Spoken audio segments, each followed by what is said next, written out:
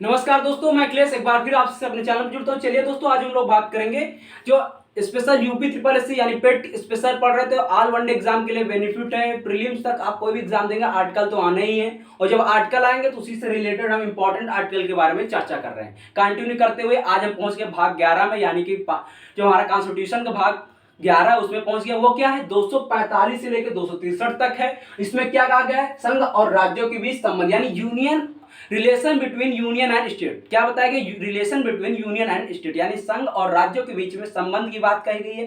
देखो, इसको हम चार भागों में डिवाइड करते हैं। इस पूरे 245 245 से लेकर 255 तक जो है वो लेजिस्लेटिव यानी विधानमंडल के संबंध में बात कही गई है, और 256 से लेकर 261 किस बात में कहा गई है, एडमिनिस्ट्रेटिव यानी प्रशासनिक रिलेशन, एडमिनिस्ट्रेटिव संबंध। ठीक है, एडमिनिस्ट्रेटिव रिलेशन यानी प्रशासनिक संबंध। ठीक है, और उसके बाद 262 में क्या कहा गया, जल विवाद, अंतरराज्यीय जल विवाद के बारे में बात कही गई है। ठीक है, तो 262 अंतर जल विवाद के बारे में, तो वो अलग हो गया। ठीक है, 263 क्या, राज्यों के बीच के समन्वय, आपस में समन्वय बना के रखना। ठीक, जितने भी राज्य हैं भारत के वो आपस में समन्वय बना के रखें। इतनी बात समझ में आई? अगर बोल इतनी बात समझ में तो बोलो हाँ। ठीक है, अगर इतनी बात समझ में बोलो हाँ। तो चलिए देखते हैं पहला आर्टिकल क्या, 245 का संसद और विधानमंडलों द्वारा बनाई गई विधियों का विस्तार, यानी कि जो संसद, पार्लियामेंट और विधानमंडल द्वारा बनाई गई विधियों का विस्तार, यानी जो संसद, पार्लियामेंट है और विधानमंडल है, उनके द्वारा जो कानून बनाए जाते हैं उनका विस्तार करना, उनको लागू करना, इसकी बात कही गई है।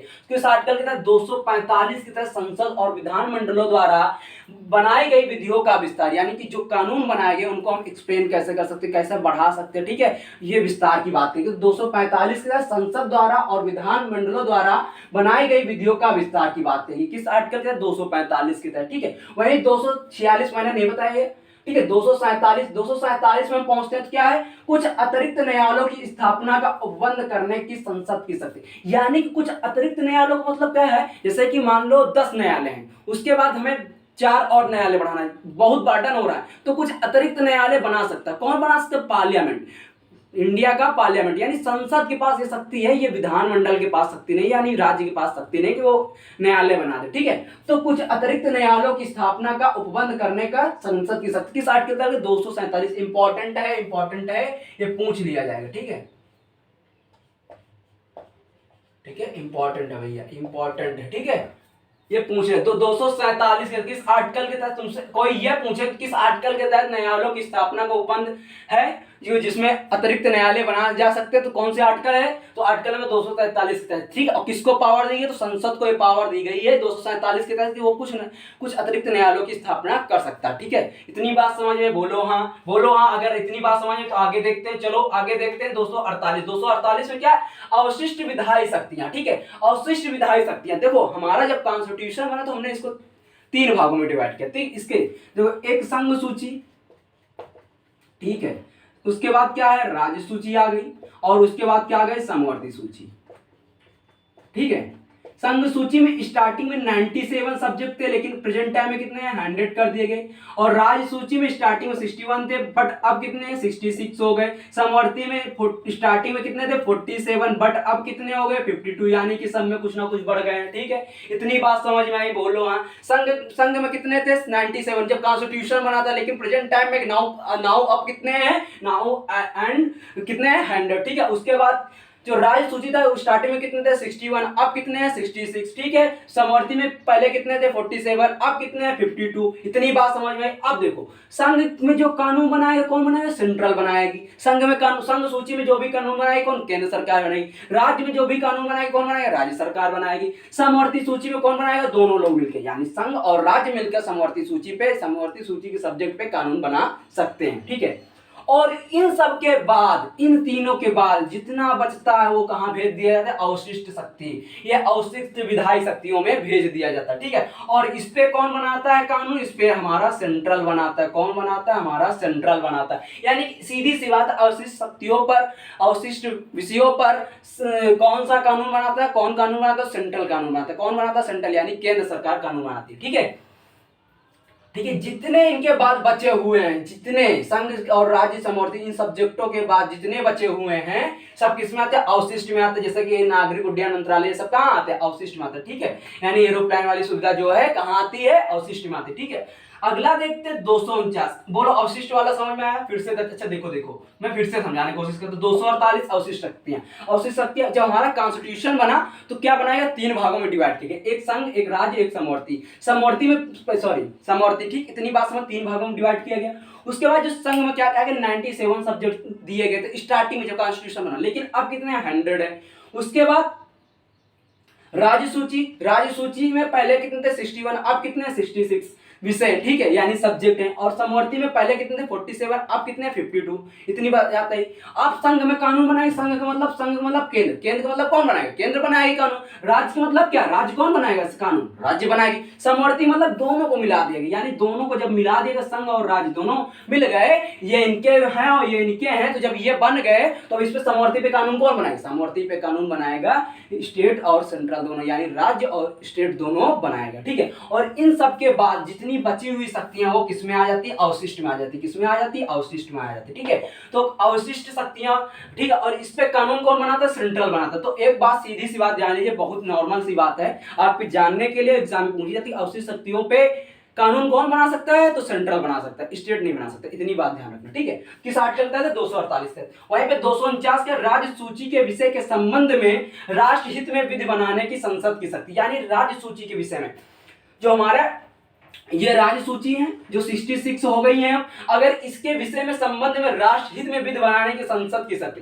मतलब जो पार्लियामेंट होगा, सेंट्रल का पार्लियामेंट, यानी संसद जो होगी, संसद आर्टिकल नंबर 79 जो है उसको क्या चाहता है? वो चाहेगा तो राष्ट्रहित में, यानी देश के हित में राज्य सूची में विषय बना सकता है। ये इसको पावर दी गई। क्या दिया गया? इसको पावर दी गई। तो किस आर्टिकल का? 249। आई होप ये बात समझ में आई। अगर आई है तो प्लीज आगे देखते हैं। चलिए आगे जो इंपॉर्टेंट आर्टिकल उनको हम देखते हैं। चलिए आगे देखते हैं। तो अगला कौन सा? 250 में क्या है? 249 तक समझ में आया?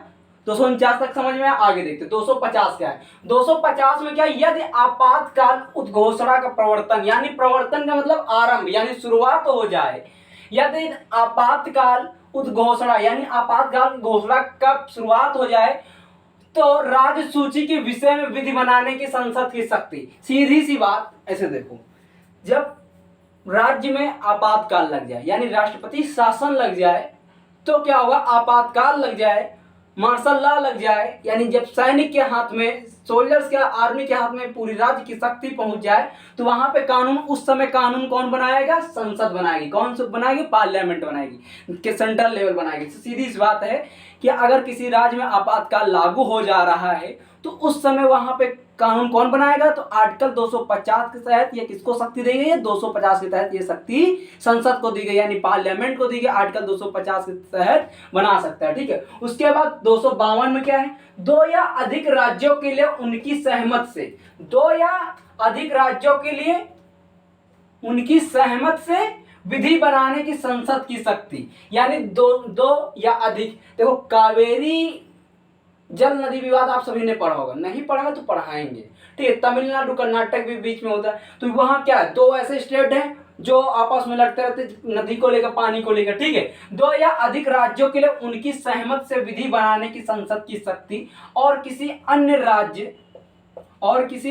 राज्य से स्वीकार करना। ठीक है, बात सुनना, मेरी बात तो सुनना, मैं एक्सप्लेन करूंगा। ठीक है, 2 या अधिक राज्यों के लिए उनकी सहमत से, यानी अगर दोनों राज्य, मान लो कर्नाटक और तमिलनाडु सहमत हो जाएं, से विधि बनाने की संसद की शक्ति। इस पे कौन शक्ति बना सकता है? ये मान लो तमिलनाडु और जो कर्नाटक है वो आपस में मतभेद है, नहीं बना पाते, वो कहाँ जाएंगे? पार्लियामेंट के पास जाएंगे। पार्लियामेंट क्या करेगी? भाई इनसे कहेंगे, पार्लियामेंट से कहेंगे भाई साहब हमारे यहाँ का एक ऐसा कानून बना दो जिसमें दोनों लोग सहमत हो जाएं। ठीक है, तो क्या करे? पार्लियामेंट कानून बनाएगी दोनों, लेकिन दोनों राज्य उससे सहमत होंगे, या 2 से अधिक राज्य भी हो सकते हैं। ठीक है, या 2 राज्य हो सकते हैं। ठीक है, तो सहमत हो जाए तब बना देगी। ठीक है, तो कौन बनाएगा? संसद हो सकती। और किसी अन्य राज्य से स्वीकार करना, इसका मतलब क्या है कि जैसे कोई और राज्य में ऐसी तरह का विवाद हो रहा है, ठीक है, तो वो भी इसी को स्वीकार कर सकता है, इसी तरह स्वीकार कर सकता है। यानी कि 2 या अधिक राज्यों द्वारा बनाई गई शक्ति किसके द्वारा बनाई जाएगी? संसद के द्वारा बनाई जाएगी। जब असहमति होगी दोनों राज्यों में, संसद बनाएगा। ठीक है,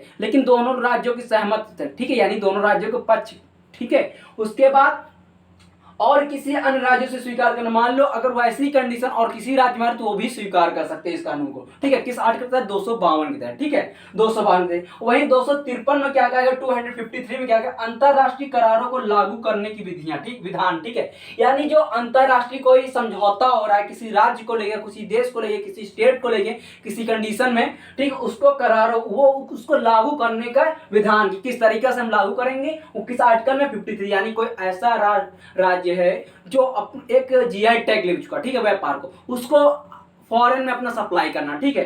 अभी देखो चावल सप्लाई हो रहा है, ठीक है, ये सब चीजें हैं। तो यूरोपीय देशों में चावल सप्लाई हो रहा है ना, तो ऐसी चीजें जब अगर हमको कोई करार करना, अंतरराष्ट्रीय कोई समझौता करना कोई कंडीशन में, तो उसमें क्या किस आर्टिकल है? 53। यानी अंतरराष्ट्रीय करारों को लागू करने का विधान किस आर्टिकल में? 53 में, आर्टिकल नंबर 253 में, ठीक है। 53 मतलब 253, यहाँ सिर्फ 200 वाला चाहिए, 53 निकल आ रहा है, गलती से हो सकता है। 253, ठीक है, अंतरराष्ट्रीय करारों को लागू करने का विधान किया है किसमें? 253 में, ठीक है। कुछ और आर्टिकल है जो आगे देखते हैं, चलिए आगे देखते हैं। आगे क्या है? आगे है 256। देखो अभी तक हमने 245 से लेकर, अभी तक हमने सिर्फ जो 245 से लेकर 255 तक पढ़ा है वो क्या था? लेजिस्लेटिव संबंध, ठीक, यानी जो विधानमंडल के संबंध थे, सेंट्रल थे, वो बात करी की थी। अब हम क्या पढ़ेंगे? प्रशासनिक संबंध, कुछ प्रशासनिक यानी एडमिनिस्ट्रेटिव कुछ रिलेशन है उनके बारे में पढ़ेंगे। यानी 256 से लेकर 261 तक हम क्या पढ़ेंगे? Administrative relation. और इसके बाद 262 और 263 में क्या? जल संबंधित कुछ विवाद है उनके समझौते के बारे में बात करेंगे, ठीक है। तब आपका भाग 11 कंप्लीट होगा। तो ये कौन से हैं? एडमिनिस्ट्रेटिव यानी प्रशासनिक, इनको हम कह सकते हैं प्रशासनिक संबंध। कैसे संबंध? प्रशासनिक, एडमिनिस्ट्रेटिव संबंध, एडमिनिस्ट्रेटिव रिलेशन, ठीक, एडमिनिस्ट्रेटिव रिलेशन, ठीक है। तो 256 में क्या क्या आ गया? राज्य और संघ की बाध्यता, यानी जो कुछ राज्य और संघ इनकी कुछ बाध्यताएं हैं उससे सीमा से बाहर नहीं जा सकते, ठीक है। तो जो एडमिनिस्ट्रेटिव संबंध रिलेशन है, 200 प्रशासनिक संबंध है, एडमिनिस्ट्रेटिव रिलेशन है, उसमें जो 256 है राज्यों और संघ की बाध्यता, यानी 256 में क्या? राज्यों और संघ की बाध्यता, कुछ सीमा है, कुछ मर्यादा है, उसके बाहर ये नहीं जा सकते, ठीक है। कुछ सीमा है, उसके बाध्यता है, उसके बाद नहीं जाएगी, यानी कि सेंट्रल और स्टेट की बाध्यता की बात कहेगी, ठीक है, राज्यों और संघ की बाध्यता, ठीक है। 257 में कुछ दशाओं में राज्यों का संघ पर नियंत्रण, ठीक है, कुछ दशाओं में राज्यों पर संघ का, कुछ राज्य दशाओं पर संघ का नियंत्रण, ठीक है, कुछ दशाओं में राज्यों का संघ पर नियंत्रण, ठीक है। इतनी बात समझिए। 257 में क्या? कुछ दशाओं में राज्यों का संघ पर नियंत्रण। मान लो कुछ ऐसी कंडीशन हो रही है कि जहां राज्य नियंत्रण से बाहर जा रहा है, तो वहां पे कौन नियंत्रण करे? संघ नियंत्रण करे, ठीक। इतनी बात समझिए। 257 में क्या है? कुछ दशाओं में राज्यों का संघ पर नियंत्रण, ठीक है, कुछ दशाओं पर राज्यों का संघ पर नियंत्रण, किस आर्टिकल में? 257 के अंतर्गत, ठीक है। वहीं पर 258 में क्या? 258 में कुछ दशाओं में राज्यों का शक्ति प्रदान आदि, संघ की शक्ति, ठीक, यानी कुछ ऐसी दशाएं हैं जहां पर राज्य को शक्ति प्रदान कर दी जाए कि आप ये कानून बना सकते हैं, आप ये एक्शन ले सकते हैं, ये कुछ कर सकते हैं। वो शक्ति किसके द्वारा दी है? संघ के द्वारा, यानी सेंट्रल के द्वारा। एक चीज समझ में आ रही होगी कि यहाँ पे जो हमारे प्रेजेंट टाइम में कॉन्स्टिट्यूशन है उसमें सेंट्रल को मजबूत किया गया, ठीक है। किसको मजबूत किया गया? सेंट्रल को। और जो राज्य को उसको कमजोर बनाएगा, ठीक है, ताकि राज्य भाग ना सके, ठीक है, ताकि राज्य मर्यादा ना खो सके, वो चीज बनाएगी। तो 257 में क्या? फिर से समझो, कुछ दशाओं में राज्यों का संघ पर नियंत्रण, यानी कि सेंट्रल किस पे नियंत्रण करेगी? राज्यों पर। और 258 में क्या? कुछ दशाओं में राज्यों को शक्ति प्रदान की जाती है, शक्ति प्रदान संघ की शक्ति, यानी संघ जो होगा पावर देगा राज्यों पर कि आप इस पर कानून बना सकते हैं, ये एक्शन ले सकते हैं, ये ऐसे कर सकते हैं, हैंडल कर सकते हैं, ठीक है। 258 में, ठीक है, यहाँ पे राज्यों का थोड़ा मजबूत दिखाया गया है, किसके द्वारा? संघ ही शक्ति देगा, ठीक है। उसके बाद 260 में क्या? भारत के राज्य क्षेत्रों में संघ की अधिकारता, यानी जो भारत का राज्य क्षेत्र, यानी जितना आप संपूर्ण भारत है, जितना एरिया है, अंडमान निकोबार, कोई भी द्वीप, कोई भी समूह, कुछ भी है, उस पर किसका अधिकार होगा? भारत की संघ, यानी सेंट्रल गवर्नमेंट का अधिकार होगा, उसकी अधिकारता होगी, उसकी पावर होगी, ठीक है, उसका अधिकार होगा, उसकी अधिकारता होगी, ठीक है। यानी भारत के राज्य क्षेत्रों में संघ की अधिकारता, यानी पावर किसकी होगी? संघ की होगी, ठीक है, अधिकारता होगी, ठीक है। 261 में क्या? सार्वजनिक कार्य, अभिलेख और न्यायिक कार्रवाई। 261 में क्या? सार्वजनिक कार्य हैं और अभिलेख हैं और न्यायिक कार्रवाई, ये सब किसके अंतर्गत आता है? एडमिनिस्ट्रेटिव रिलेशन के अंतर्गत। जो 261 में क्या है, फिर से जानते हैं 261 में क्या है? सार्वजनिक कार्य, अभिलेख और न्यायिक कार्रवाई। तो ये हुए एडमिनिस्ट्रेटिव। पहले कौन से पढ़ा है? लेजिस्लेटिव, ठीक, यानी कि विधानमंडल के बारे में। उसके बाद प्रशासनिक संबंध बताए, पहले विधान संबंध बताए, विधानमंडल के संबंध बताए, विधानमंडल के संबंध बताए पहले, उसके बाद प्रशासनिक संबंध बताए। अब हम कौन पढ़ेंगे? जल विवाद समझौते कुछ हैं 262 263, उनके बारे में चर्चा करते। चलिए आगे देखते हैं। आगे क्या है 262 में क्या है? जल विवाद संबंधी बात करेंगे, ठीक है। तो 262 में क्या कहा गया? जल विवाद संबंधी। और 263 में क्या कहा गया? अंतरराज्यीय परिषद के संबंध में उपबंध। इसका मतलब क्या? राज्य है, भारत के जितने राज्य हैं उनके बीच में समन्वय बनवा के रखना, यानी इंटर काउंसिल की बात की गई, इंटर काउंसिल के बारे में, ठीक है। तो यानी जो 263 में क्या मुख्यतः सीधी सी बात की कि राज्यों के बीच में समन्वय, यानी जो राज्य हैं उनके बीच में समन्वय बना के रखना है, ठीक है, आपस में मेलभाव बना के रखना है। किस आर्टिकल का? 263। इसी में क्या बनाया गया? इंटर काउंसिल बनाई गई है, अंतरराज्यीय परिषद। तो 262 में फिर से देखते हैं। 262 में क्या? जल विवाद संबंधी बात कही गई, अंतरराज्यीय नदियों के जल संबंधी विवादों का न्याय निर्णय। यानी 262 में क्या? अंतरराज्यीय नदियों, यानी जो भारत के राज्यों के बीच में, जैसे कोई नदी है एक राज्य से दूसरे राज्य में प्रवेश कर रही है, तो उसमें क्या बात होती है कि नहीं, जैसे अभी पंजाब और हरियाणा में क्या कब से रिकॉर्ड चलता आ रहा है कि हम पानी लेंगे और इसी में विवाद चलता आ रहा है, ठीक है। ये मैटर आज तक नहीं सॉल्व हो। उसी तरह कावेरी में क्या चल रहा है? तमिलनाडु कर्नाटक के बीच में केस चलता आ रहा है, ठीक है। तो इसी आर्टिकल के तहत 262 के तहत अंतरराज्यीय नदियों के जल